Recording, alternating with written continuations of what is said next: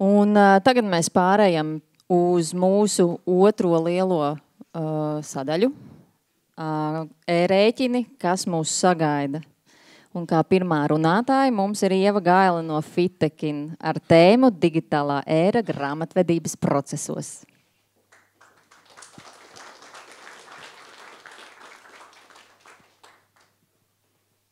Sveiki, kamēr Sintija liek slaidus, man tikai parāda pēc tam arī, kā es klikšķinu tālāk. Tad jā, mani sauc Ieva Gaila, es esmu Fitek Latvija vadītāja, un šodien es esmu iekļauta e-rēķinu sadaļā, kas notiks ar e-rēķiniem, bet patiesībā mūsu pamatbizness ir ne tikai digitalizācija, e-rēķina, bet arī tieši rēķina aprits sistēma un platforma Fitekin. Līdz ar to digitālā ēra rēķina apstrādes procesos.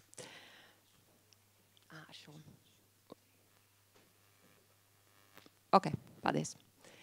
Tad jā, nedaudz par Fitek, kas mēs esam un ko mēs daram. Ja Lurso datubāzē ievadīsiet meklētājā vārdu Fitek, tad atradīsiet, ka mēs esam tikai pagājušajā gadā dibināts uzņēmums, bet patiesībā mūsu piegādātāju platforma, piegādātāju rēķina apstrādes platforma un risinājums tiek izmantots jau vairāk kā 8 gadus. Tātad Fitekina platforma tiek izmantot vairāk kā 8 gadus. 20. gadā mūs pārpirka Unified Post Group, kur arī Edgars pēc tam stāstīs par e-rēķiniem vēl vairāk, bet pagājušajā gadā mēs nodalījāmies kā atsevišķu uzņēmumu grupa Fitek Holdings. Šobrīd mēs esam pārstāvēti 7 valstīs, 7 valstīs mums ir biroji, un vēl vairāk valstīs, arī Balkānu valstīs, mums ir partneri, kas tirgo mūsu pakalpojumu un attiecīgi Fitekina platformu.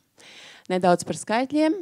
Mūsu uzņēmumā grupā strādā vairāk kā 80 darbinieki, un ar katru mēnesi tiek kļūst arvien vairāk un vairāk, jo patiesībā, jā, kā minēju, mēs pagājušajā gadā tikai arī radāmies un dzimām no jauna.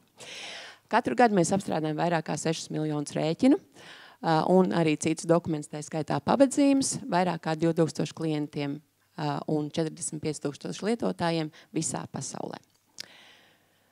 Tad mana tēma – digitālā ēra. Ar katru dienu mēs vairāk lietojam šos vārdus savā uzturā. Kafijas pauzēs redzam tos prezentācijās, televīzijā, podkāstos un visur, kur. Tad, ko tas nozīmē? Mums ir jābūt efektīvākiem, mums ir jāoptimizē savi procesi, mums ir jābūt digitālākiem un būt foršiem mēs izmantot arī mākslīgo intelektu, ko Elvis jau pieminēja pirms tam. Bet ko tas nozīmē uzņēmumu vadītājiem un grāmatvežiem, ja mēs runājam par rēķinu apstrādes procesiem? Katrs uzņēmums, ar ko mēs tiekamies, kas ir mūsu jaunie un potenciālie klienti, vienmēr saka, mums visi procesi ir unikāli un nevienam nekas tāds nav. Jā, es pilnībā piekritīšu, un tāds tiešām arī ir. Bet mērķis jau viens. Grāmatvežiem ir ļoti liels sloks, būt saskaņā ar likumdošanu, biznesa procesiem, un lai finanšu dati ir kārtībā. Vai kā Mirtante mums teica, limuzīnas jāienakts krāsā, lai visi dokumenti mums ir kārtībā. Nu, lūk, uz to mēs arī tad koncentrējamies, bet kā izmantojot visus šos vārdus, ne tikai par vārdiem, bet arī darbībām, mēs varam automatizēt un efektivizēt savus grāmatvedības procesus tieši rēķina apstrādes jomā. Ja mēs skatāmies uz tirgus tendencēm, kā mums mainīsies dzīve tuvākā vai tālākā nākotnē pēc gada, 2 vai 3, tad mēs redzam, ka mums būs jākļūst daudz digitālākiem. Un mēs zinām, ka no 25. gada mums ir jāpāriet saziņā ar valsti uz e-rēķinu formātu. No 26. gada saziņā ar uzņēmumiem arī savstarpēji mums būs jāizmanto e-rēķins kā formāts. Un Eiropas Savienības lielais mērķis ir 28. gadā visiem Eiropas Savienības uzņēmumiem pāriet uz e-rēķinu formātu. 23. gadā, kā mēs redzam šajā pētījumā, tikai 20% no visā Eiropas Savienībā izmantotajiem rēķiniem bija e-rēķini. Latvijā šis skaitlis nav pat tuvu 20%. Līdz ar to mēs turpinam dzīvot PDF rēķinos, ko daudz uzskata, jā, tas ir digitāls formāts, tas jau ir rēķins. Mēs turpinam dzīvot arī ar papīra rēķiniem, čekiem, un mums nāk arī jauns draugs e-rēķins. Tad kā šo visu mēs varam kombinēt vienā platformā, vienā vietā, kur mēs ar to visu varam strādāt ērti un automatizēt savus procesus. Ok. Nu, lūk, kā jau iepriekš minēju, mēs dzīvojam vēl joprojām ar PDF rēķiniem, čekiem, papīra rēķiniem, pavadzīmēm un visām pārējām lietām. Un mums ienāk mūsu sabiedrībā jauna komponenta, tas ir baltais kvadrāts, viss, kas attiec uz e-rēķiniem. Tātad tie ir digitalizēti rēķini, e-rēķini, visi savos formātos, dažādos ienākošos kanālos un tam līdzīgi. Tad kas ir tas, kas mums ir jādara kā uzņēmumu vadītājiem vai grāmatvežiem? Mums ir jādomā par to, kā mēs esošos procesus tuvāko 3 gadu laikā, kad mums būs jāpāriet uz vienotu vidi, mēs varam lēnām transformēties un skatīties nākotnē.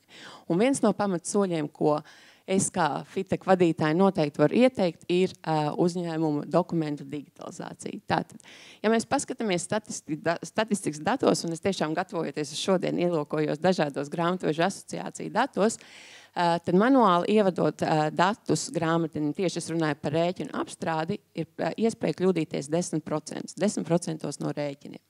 Ja mēs runājam par to, kādā ātrumā grāmatvedis spēja apstrādāt datus, tad ir aprēķināts, ka vidēji gadā grāmatvedis spēja ievadīt 5 līdz 15 tūkstošu rēķinu informāciju. Tas nav maz, tas nav daudz, bet ja mēs paskatāmies un sarēķinam, pieņemot to, ka šis grāmatvedis 40% no sava laika velta tieši rēķina manuālai apstrādei, tad mums viena rēķina ievadīšanas sistēmā izmaksā 80 centus. Nav dārgi, nav lēti, bet digitalizācija dod citas iespējas un grāmatvedim iespēju citu lietu darīšanai. Ja mēs runājam par digitalizāciju, tad tie 2 laukumiņi vidiņā, datu atpazīšana un datu verificēšana. Viens no mūsu pamatlietām, ko mēs nodarbojamies, tā ir dokumentu digitalizācija, un līdz ar to mums jau ir sava pieredze un savu pudu sāls izēst tieši ar dokumentu digitalizāciju, un pēdējā pusgada laikā mēs izvērtējām un aktīvi darbojāmies, skatījāmies, kas varētu būt mūsu nākotnes partners tieši datu atpazīšanā, un ir jāatzīst, ka tās mūsdienu tehnoloģijas, kas tiek pielietotas datu atpazīšanā, ir wow, un tur ir gan mākslīgais intelekts, gan viss pārējais. Un kas ir labā ziņa šajā visā, ka latviešu valoda, kur ir praktiski maz izmantot, ja mēs skatāmies pasaules līmenī, latviešu valodā datu atpazīšanas kvalitāte jau ir 92%.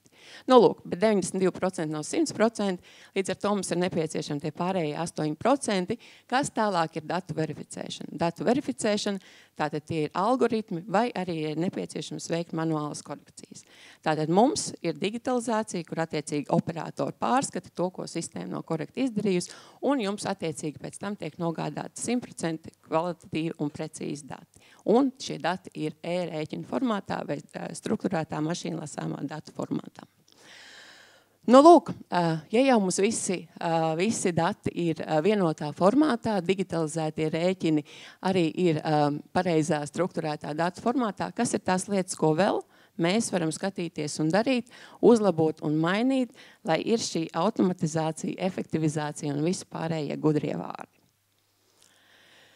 Tad paskatoties uz šo grafiku, mēs redzam jau pirmajā augšējā līnijā, mēs redzam papīra rēķins, kā mūsu apritē ceļo papīra rēķini, un attiecīgi otrajā ailītē jau mēs redzam e-rēķins, kas patiesībā tātad arī ir gan digitalizēts rēķins, gan e-rēķini.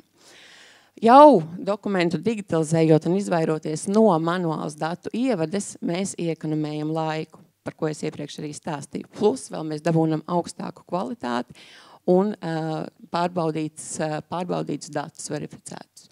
Kas ir nākamās lietas, ko mēs varam automatizēt un uz kurām mēs varam paskatīties? Tā ir apstiprināšanas plūsma, rēķina apstiprināšanas plūsma. FITEK sistēmā ir tāda forša opcija.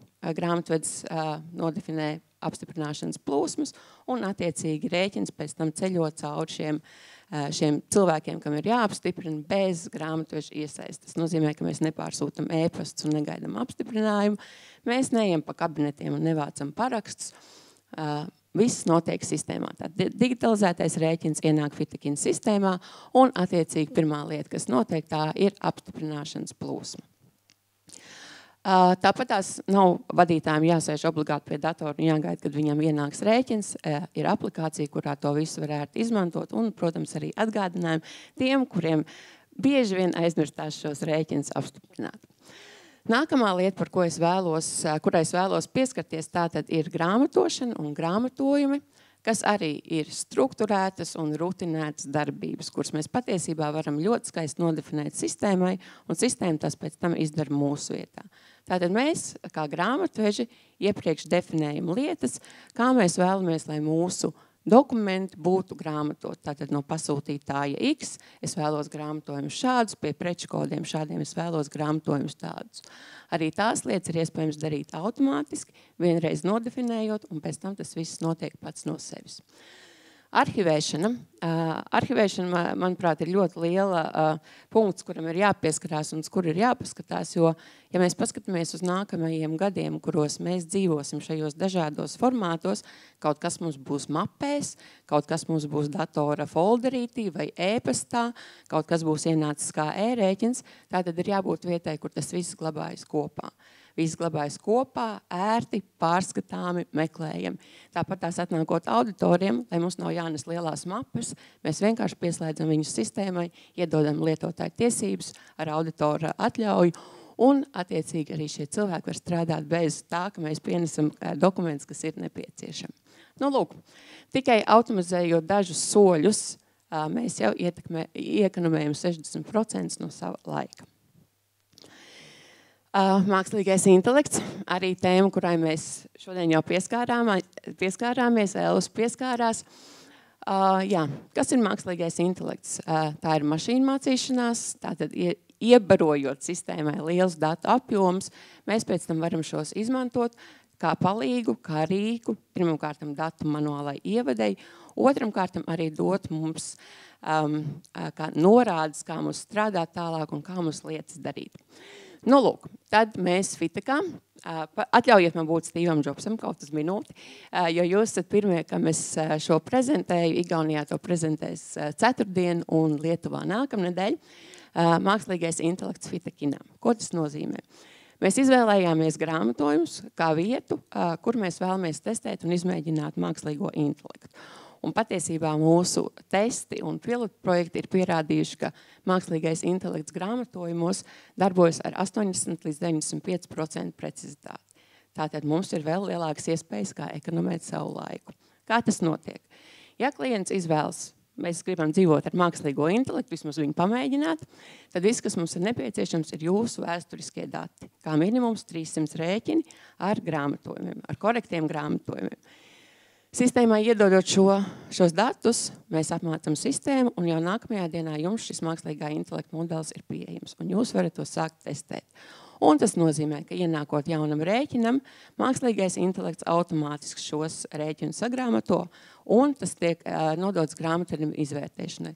Ja grāmatvedis redz, ka ir kāda kļūda, viņš šo kļūdu izlabo, un attiecīgi šī atgriezeniskā saite aiziet uz mākslīgo intelektu, un tas pārtrenē sistēmu pa jaunam, lai nākamreiz, kad ienāk šāds rēķins, tas būtu sagrāmatots pareizi. Tas, manuprāt, ir viens no labākajām lietām, kas ir mākslīgajā intelektā, ka pie katras manuālas intervencijas tas mācās. Un vēl viena lieta, ko es vēlos atzīmēt šajā ziņā, ir, ka nav tā, ka visi Fitekina klienti tagad dzīvos vienā lielā grāmatojuma katlā. Katram būs savs uztrenēts mākslīgā intelekta moduls, un tie ir tikai konkrēti personīgā uzņēmuma dati. Neviens citiem tam netiek klāt, un, protams, arī tas nebojā jūsu rezultātu, ja, teiksim, pieslēdzās Excellence ar saviem datiem. Nu, lūk, ja mēs paskatāmies un pieliekam klāt savā tabuliņā, ko nozīmē mākslīgais intelekts, un viņa izmantošana tieši grāmatošanas sadaļā, tad mēs redzam, ka laika efektivitāte uzlabojas vēl vairāk. Līdz ar to mūsu laika ekonomija uz procesu automatizāciju, efektivizāciju un digitalizāciju ir jau 90%. Atgriežoties pie vārdu burbulīša,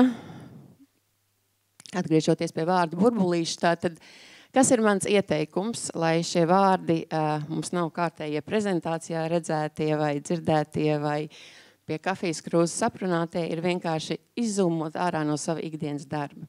Izzūmot ārā, paskatīties uz saviem ikdienas procesiem, kas ir tās lietas, kur mēs pārāk daudz veltam manuālo darbu, kas ir tās lietas, kur mums arvien vairāk kļūdas, vai mums ir nepieciešama datu labošana, kas ir tas, kas ir rutīnas darbs, ko mēs darām dienu un dienas, mēnešu no mēneša, kur mēs daudz laika pavadām tieši uz manuālajām lietām, jo tās ir tās visas lietas, ko mēs varam efektivizēt, automatizēt. Un labā ziņa, un paldies Excelentam par to, kas viņus aicināja jūs šeit, ir tas, ka augststāvā ir gan daudz piegādātāji ar saviem risinājumiem. Tā kā es domāju, ka šodien jūs atradīsiet sev piemērotāko, lai kļūtu efektīvāki, optimizētos un arī digitālāki. Paldies! Tiekamies digitālajā ērā un Fitekin!